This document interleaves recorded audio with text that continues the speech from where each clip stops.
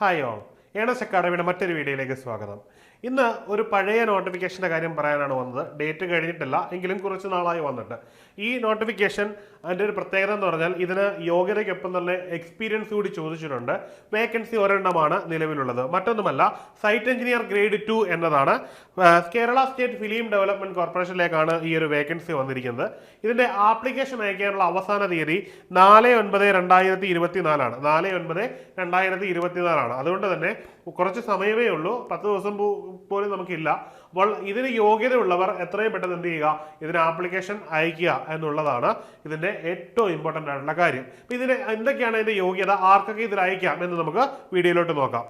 ആദ്യമായിട്ട് മനസ്സിലാക്കേണ്ടത് ഇതിന്റെ കാറ്റഗറി നമ്പർ 240/2024 എന്ന കാറ്റഗറിയിൽ വന്നിരിക്കുന്ന ഒരു നോട്ടിഫിക്കേഷൻ ആണ്. ഇത് നിയമനം നടക്കുന്നത് കേരള ഫിലിം ഡെവലപ്മെന്റ് കോർപ്പറേഷനിലേക്കാണ്. ഇതിന് സൈറ്റ് എഞ്ചിനീയർ എന്ന ഒരു ഗ്രേഡ് 2 എന്ന തസ്തികയിലാണ് ഇവിടെ നിയമനം വരുന്നത്. 26,500 മുതൽ 56,700 വരെയാണ് ഇതിന്റെ പെയ്ഡ് ഓഫ് സ്കെയിൽ വരുന്നത്, അതായത് ഇതിന്റെ സാലറി സ്കെയിൽ വരുന്നത്.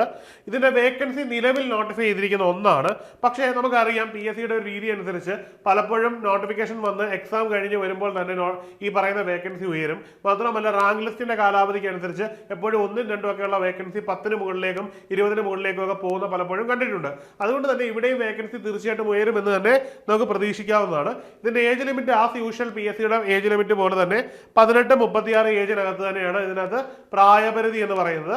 OBC-കാർക്കും ഷെഡ്യൂൾഡ് കാസ്റ്റ് വിഭാഗത്തിനും ഷെഡ്യൂൾഡ് ട്രൈബ് വിഭാഗത്തിനും ആനുപാതികമായ വയസ്സിളവും അവൈലബിൾ ആണ്. അപ്പോൾ ആ പ്രായത്തിന്റെ കാര്യത്തിൽ യാതൊരുവിധ കൺഫ്യൂഷനും വേണ്ട. 18 മുതൽ 36 വരെ തന്നെയാണ് ഇവിടുത്തെ പ്രായപരിധി. ഇനി നമ്മൾ ഇതിന്റെ പ്രധാനപ്പെട്ട ടോപ്പിക്കിലേക്ക് പോവുകയാണ്. ഇതിന്റെ യോഗ്യത എന്ന് പറയുന്നത് ഇത് ഡിപ്ലോമ യോഗ്യതയുള്ളൊരു എക്സാം ആണ്. പ്രധാനമായിട്ടും ഡിപ്ലോമ ഇൻ സിവിൽ എഞ്ചിനീയറിംഗ് ആണ്. അതിന്റെ അർത്ഥം ഡിപ്ലോമയ്ക്ക് മുകളിലോട്ട് 3 ഇയർ ഡിപ്ലോമയ്ക്ക് മുകളിലോട്ട് സിവിലിന്റെ ഏത് യോഗ്യതയുള്ളവർക്കും ഇത് അപ്ലൈ ചെയ്യുകയും ചെയ്യാം. പക്ഷേ ഇത് ഡിപ്ലോമ മാത്രം പോരാ, മറിച്ച് 3 വർഷത്തെ എക്സ്പീരിയൻസിന് വേണം. എവിടെയാണ്?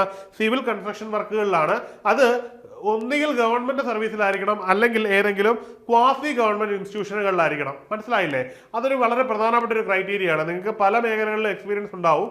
എവിടെയെങ്കിലും ക്വാസി ജുഡീഷ്യൽ ആയിട്ടുള്ള മേഖലയിലോ അല്ലെങ്കിൽ ഗവൺമെന്റ് മേഖലയിലോ എക്സ്പീരിയൻസ് ഉണ്ടായിരിക്കണം. ഉദാഹരണത്തിന് പഞ്ചായത്തുകളിലൊക്കെ സൂപ്പർവൈസറി റോളിൽ കോൺട്രാക്ട് ബേസിൽ വർക്ക് ചെയ്യുന്നവരുണ്ടാവാം, അല്ലെങ്കിൽ ക്വാസി ഗവൺമെന്റ് കിഫ്ബി പോലുള്ള സംവിധാനങ്ങളിലൊക്കെ ഇതേ ജോലി ചെയ്തവരുണ്ടാവാം. ഇവർക്കൊക്കെ ഇതിനുള്ള എലിജിബിലിറ്റി ഉണ്ടാകും എന്നുള്ളതാണ്. അതായത് ഏതാണ്ട് 3 വർഷം കൃത്യമായിട്ട് സർട്ടിഫിക്കറ്റ് സബ്മിറ്റ് ചെയ്യാൻ പറ്റുന്ന 3 വർഷത്തെ എലിജിബിലിറ്റി ഉണ്ടെങ്കിൽ നിങ്ങൾക്കും ഈ ഒരു തസ്തികയ്ക്ക് അപ്ലൈ ചെയ്യാവുന്നതാണ്.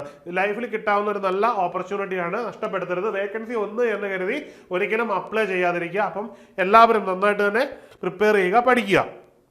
ഇനിയും ഇതിൻ്റെ ക്വാളിഫിക്കേഷനെ പറ്റിയാണ് പറയാൻ പോകുന്നത്. ഇത് പ്രധാനമായിട്ടും പോളിടെക്നിക് ഡിപ്ലോമ അല്ലെന്നുണ്ടെങ്കിൽ BTech സിവിൽ എഞ്ചിനീയറിംഗ്, ഇത് രണ്ടും ഇവിടെ യോഗ്യതയായിട്ട് പരിഗണിക്കും. നമ്മളെപ്പോഴും ചിന്തിക്കുന്ന ഒരു കാരണമാണ് ഡിപ്ലോമ എന്ന് പറഞ്ഞു കഴിഞ്ഞാൽ BTech-കാർക്ക് അപ്ലൈ ചെയ്യാൻ പറ്റുമോ എന്നൊരു കൺഫ്യൂഷൻ ഉണ്ടാവും. ഇവിടെ ആ ഒരു കൺഫ്യൂഷൻ ഇല്ല. ഈ 2 യോഗ്യതയുള്ളവർക്കും അപ്ലൈ ചെയ്യാമെന്നുള്ളതാണ്. ഞാൻ പറഞ്ഞുവല്ലോ, ഇവിടെ മസ്റ്റായിട്ട് നമ്മൾ എന്ത് നോക്കുന്നുണ്ട്? എക്സ്പീരിയൻസ് എന്ന് പറയുന്നത് ഒരു പ്രധാനപ്പെട്ട ക്രൈറ്റീരിയ ആണ്. ഓക്കെ, അപ്പോൾ എല്ലാവരും അപ്ലൈ ചെയ്യും. ഈ യോഗ്യതയുള്ള എല്ലാവരും, ഈ ക്രൈറ്റീരിയ പാലിക്കുന്ന എല്ലാവരും അപ്ലൈ ചെയ്യുമെന്ന് വിശ്വസിക്കുന്നു. അപ്പോൾ എല്ലാവർക്കും വിജയാശംസകൾ. മറ്റൊരു വീഡിയോയുമായി കാണാം. Good bye.